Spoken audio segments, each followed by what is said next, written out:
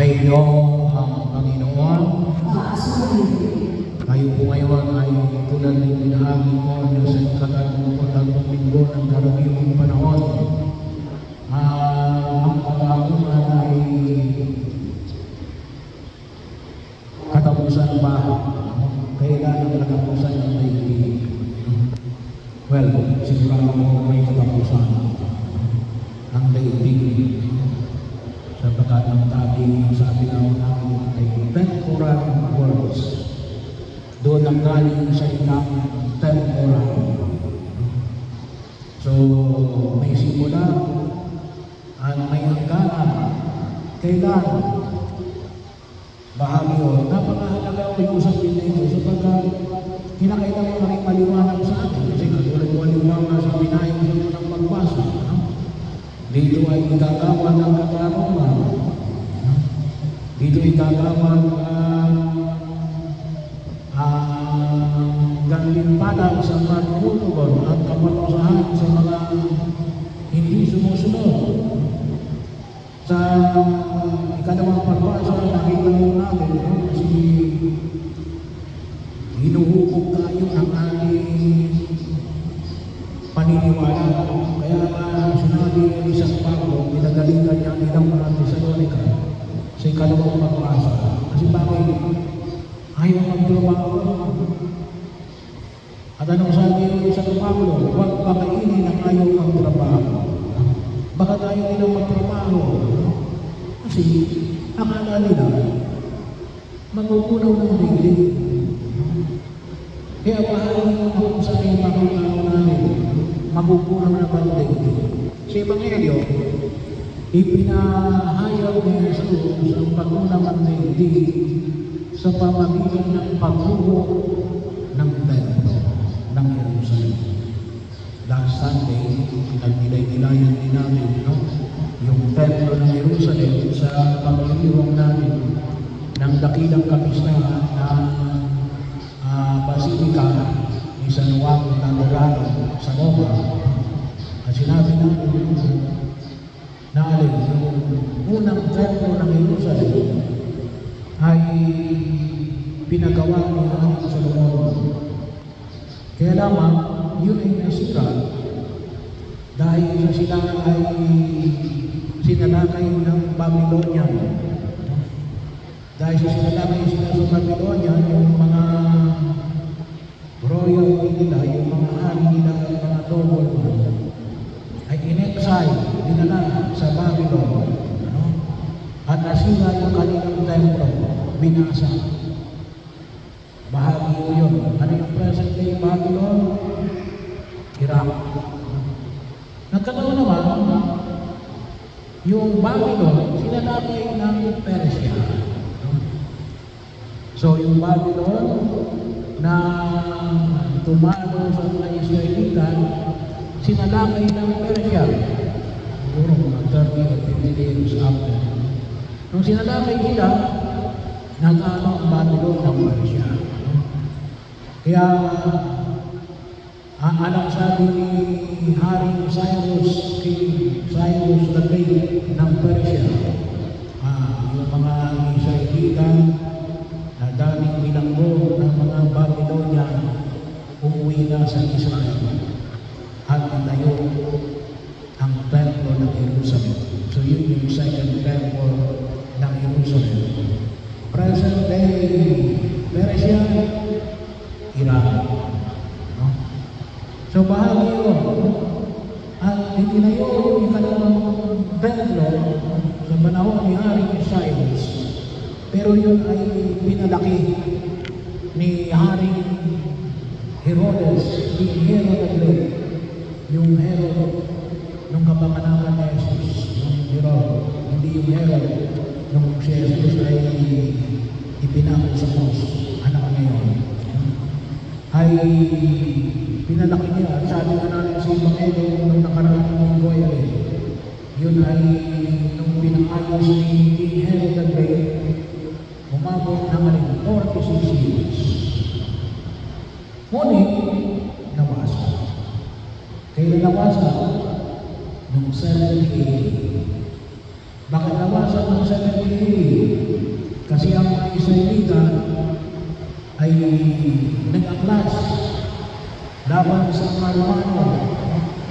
Pagkali ng mga Romano ay sinira nila ang templo ng Jerusalem noong 70 47 years pagkamalay ni Jesus. At may pinuli pa na. So bahagi ko. So, kaya nagkaroon ginagawa ng faith. Walang bagong nakatayo sa kapwa. Wala. Wala talaga. Kasi ano na kayo na nakalagay ko sa lugar na Jerusalem? Mosque ng mga Muslim. Kaya nasa libuon mo lang yung isip at kamanis namin. But anyway, ay may mga metro mawawasan. Maliwanag mo yun. Lalo-lalo na yung metro ng seguridad. Bahagi yun, alam mo ay tayo ay pagsasanggalang sa buhay natin sa daigdig na ito, sa laki ng ating yaman, sa laki ng ating pera, sa laki ng inyong lupa, sa magagandang mga bahay. Makita mo natin, wala naman natin ang nakalipas na bagyo. Maraming sumira. Bahagi yun, mga nakalipas na mga lingkod ay hinasa na kaya panay ng mga huwag natin ipagpalit ang Diyos. Kaya tayo magpapasalamat para ipagpalit tayo ang pinagsagalan ng Diyos laban sa nakalipas na bagyo. At patuloy naman ito marami. Saan pa? Ang templo ng pangalan natin ay templo. Karangyaan. Yung ating katanyanan. Yung bahagi yun, yan ay nawawasak. Bahagi yun na huwag natin kalimutan. Na akala natin yun yung ating pang-amakan. Ay lahat yun ay pwedeng masira. Ano pa? Yung temple of comfort ng mga tao kung siya ay naglalaro ng bagay panahon ang importante. Huwag natin ipagpalit sa Diyos kasi pwede mamakasakalaman. Ano yung kailangan natin pangawakan? Dapat huwag natin pagpalit ang ating pananampalataya sa mga bagay na ito, sa mga templo na seguridad, yung mga templo na identity, yung templo na comfort, yung panay na ipinakaya ng Jesus, na nawa ay mapagtibay natin, huwag natin ipagpalit ang ating pananampalataya. Kasi bakit? Kasi sa usapin na pag-una mong nailig, ano yung sinisigurado ni Jesus? Dalawang bagay. Una, may pag-uusap. Bahagi yun na sinabi ni Jesus, no? Uusipin kayo, no?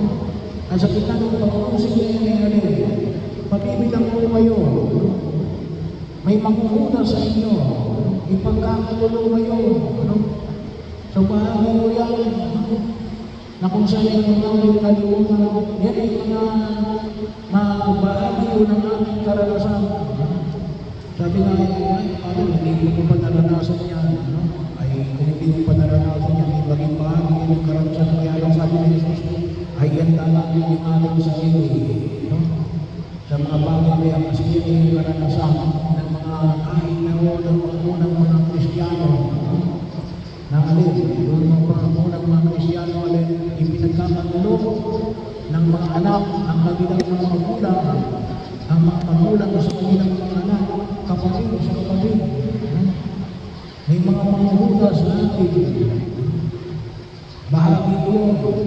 Mayroong magpapahuli sa atin kung sino tayo gawa ng ating pananalig kay Jesus. At hindi lang po yan naging bahagi ng ating karanasan. Yun ay patuloy na katotohanan na kinakailangan natin tanggapin at iandakan din ang ating sarili. Pero anong sabi ng Jesus? Bibigyan ko kayo ng katalinuhan upang malaman ninyo yung inyong mga isasunod sa mga bagay na yan. Huwag kayong mabahala. Kayo ay aking bibigyan ng katalinuhan upang mapulaanan ang mga bagay. Ano nang pinakailangan? Maging tapat tayo sa Diyos. At anong magsabi ni Jesus? Hindi mawawala ay ang isang titulan ng iyong buhay. Yun yung pangalawa na ginagawa ng pumulapang sa mga isang sa amin. Kaya, pagkakataon natin, yung panyaya natin, tayo ay tinatawag ng Diyos natin maging matatag, maging matapat. Maging matapat, sabi nga, hindi lang kayo. Isang problema namin mga Pilipino ay tinatawag ng ninas kubo. No? Ay katulad ng kubo, kapag pinag-ninas mo, ang liyap sa una, pagkatapos biglang mamamatay, pinakailangan yun. Yung panayang ay pinakailangan yun, maging tapat hanggang wakas.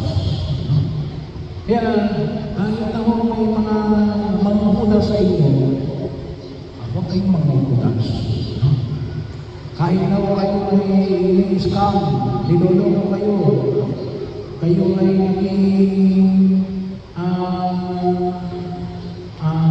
naging biktima ng korupsyon.